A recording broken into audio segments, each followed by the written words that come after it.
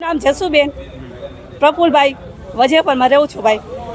આ રામ મંદિર છે વજેપર શેરી નંબર 16 નંબર। પોપિયું કે કોઈ ગઈઢા બુઢા રમે છે, કોઈ રમી એકતા નથી। રોજ ધૂમ ગાય છે મંદિરે, તો ડોસીને કાયમી ગઈઢા બુઢાને અંદર રમવું પડે છે। તોય હા તોય કોઈને સરકારને એક વખત અહીંયા સાહેબને ગાડી લઈને મોકલો, કાંઈ એને હલાડો। તમે આવ્યા, તમને મજા તો આવી ને? વગર લીવરે બાઈક આવેલું જાય ને તમારું, વગર લીવરે એક વખત તમે ખાલી અમને હલાડો એટલે ખબર પડે। નાના બાળકો છોકરા કાયમી નિશાળે હાલી ચાલી એકતા નથી, પડી જાય છે। જય હિન્દ, જય ભારત। હું વર્ષાબેન અશોકભાઈ કંજારિયા વજેપરમાંથી બોલું છું। આપને વિનંતી કરું છું, કાનાભાઈ ધારાસભ્યને અમે વિનંતી કરી છે, અમે વજેપર આખા તમને બધાને મત આપી છે। તો આજે અમારે રસ્તાની પ્રોબ્લેમ છે। આજે અમારા મેઇન લાઈન રસ્તામાં ભૂગર્ભની ગટર ખોદી છે। અત્યારે થોડોક વરસાદમાં તકલીફ છે, ગારો એટલો છે, નાના બાળકો છે હાલી નથી શકતા, વૃદ્ધ બૈરાવ છે કેટલાય પડી ગયા છે, બધે તકલીફ છે, પાણી સારું આવતું નથી અમારે। તો આપને વિનંતી કરું કે આપ કૃપા કરી અમારી પ્રાર્થના સાંભળો અને તમે આવો અને જોવો અમારા ગામની અંદર કે આ શું હાલત છે, એટલી અમારી વિનંતી છે। મત અમે તમને આપી છીએ, તમને વિજય બનાવી છીએ, તો અમારો હક નથી? તમે મત લેવા આવો છો તો અમે તમને મત આપી, તો અત્યારે અમારે તકલીફ છે, અમે તમને પ્રાર્થના કરી અમારા ગામ સહિત બધાય, તો અમારી પ્રાર્થના જરૂર સાંભળો અને તમે આવો અમારા ગામની હાલત જોવો, એવી અમારી પ્રાર્થના વિનંતી છે તમને।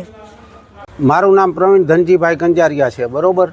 જે અમારા રોડની સમસ્યા છે તે જ સમસ્યા આલાપ રોડ ઉપર હતી, એ તો તમને બધાને ખબર જ છે। જો અહીંયા આરસીસી કામ થઈ જતા હોય તો અહીંયા કેમ ન થાય?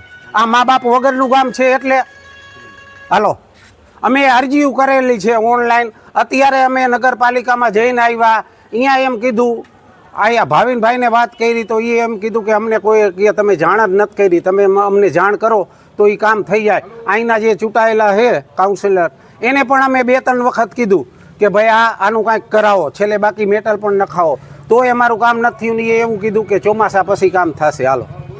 તો આ જ રીતના હલાવવાનું છે, અને જો હવે આના ઉપર આ કાંઈ કામ નહીં થાય તો હવે અમે એક્શન એવા લેવાના કે અહીંથી આખું ગામ ભેગું થઈને નગરપાલિકાએ થારીયું વગાડતા વગાડતા જવાના છે। મારું નામ વસંતભાઈ માધવજીભાઈ, વજેપર વોર્ડ નંબર 13। હવે અમે અહીંની અરજીઓ એટલી કરીને થાક્યા છીએ, આ રોડની હાલત જુઓ, અહીંયા હલાતું નથી। આ રામજી મંદિર છે, હવે અહીંયા કોઈ ગઈઢા બુઢા દર્શન કરવા આવતા હોય ને તોય અહીંયા લપટીને પડી, બરાબર। અહીંયા મંદિરે અવાય એવી પરિસ્થિતિ નથી, બધી શેરીની હાલત આ છે। હવે અહીંયા જે નાકા ઉપર કુંડીઓ કરી છે, હાવ બિનજરૂરી, કોઈ અર્થ નથી આ કુંડીનો, નથી શેમાં કનેક્શનો દીધા, તોય આ કુંડીઓ આમને પડી છે, બરાબર છે। તો હવે અને બીજા નંબરમાં કે પાણી એ પીવા લાયક આવતું નથી। હવે આ ગામની સમસ્યા અમે ઓનલાઈન અરજીઓ એટલી કરીને થાકી ગયા કે કોઈ આ જાડી ચામડીના નેતાઓના ધ્યાનમાં આવતું નથી, બરાબર। તો અમારું કહેવાનું એ વસ્તુ થાય છે કે આ વજેપર 13 નંબરનો વોર્ડ આ ભારતમાં આવે છે, મોરબીમાં, આ મોરબી જિલ્લાનું ગામ છે કે નથી? આજે વાઘજી ઠાકોરના વખતનું આ ગામ છે, પણ હજી સુધીમાં આજે 80 વર્ષથી આઝાદી મળી, અમારા ગામમાં કોઈ દી પાકો આરસીસી રોડ નથી બન્યો। તો એનું કારણ શું? એમ અમે નથી વેરા ભરતા, અમે ટેક્સ ભરી છીએ, સરકારને વેરા ભરી છીએ, તો નથી કામ કરવામાં આવતું, એનું કારણ શું? અમે સતવારા સમાજનું ગામ, એમાં પટેલોના ગામમાં કામ થાય છે, સતવારાના સમાજના ગામમાં કામ કેમ નથી થતા? અમારા નિશાળની હાલત જુઓ, અત્યારે તમે આવો હું બતાડું, બાળકો અહીંયા મધ્યાહન ભોજનમાં જમવા બે બિચારાને પંખાય નથી, બરોબર છે। સ્કૂલમાં ઉપર ગાબડા પડે એવી પરિસ્થિતિ છે, કોઈ ભાવ પૂછતા નથી, બરોબર છે, કોઈ આમાં જવાબ દેતું નથી। રજૂઆતો કરીને અમે થાકી ગયા। ગારો આ ખાલી 1 જ ઇંચ વરસાદ પડ્યો તો એમાં સાહેબ જો આટલો ગારો થતો હોય તો હવે બીજો જાજો વરસાદ આવશે તો અહીંયા શું પરિસ્થિતિ થશે? આ ભૂગર્ભ ગટર કરી હતી, ભૂગર્ભની મેઇન લાઈન નવી નાખી છે, હવે મેઇન લાઈન એ રીતની નાખી છે કે શેરીના કનેક્શનો બધા નીચે દબાવી દીધા છે, બરોબર। હવે શેરીઓમાં અમારે પાણી ભરાય છે। હજી આ અમારી 15 નંબર શેરીમાં હજી આજ 5 દિવસથી નાખ્યું, હજી તમે અહીંયા જુઓ માટીના ઢગલા પડ્યા। હું રજૂઆતો હજી કાલ મેં ઓનલાઈન અરજી કરી, બધા એમ કહે થઈ જાય, કોઈ કાંઈ કરવા આવતું નથી।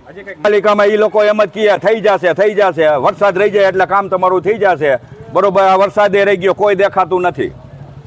તો આ નેતાઓને કેમ આ નજરમાં આવતું નથી? તો શું અહીંયા એસી ઓફિસમાં બેસીને જ પગાર લેવાના છે અને અમે ટેક્સ અમે ભરવાના?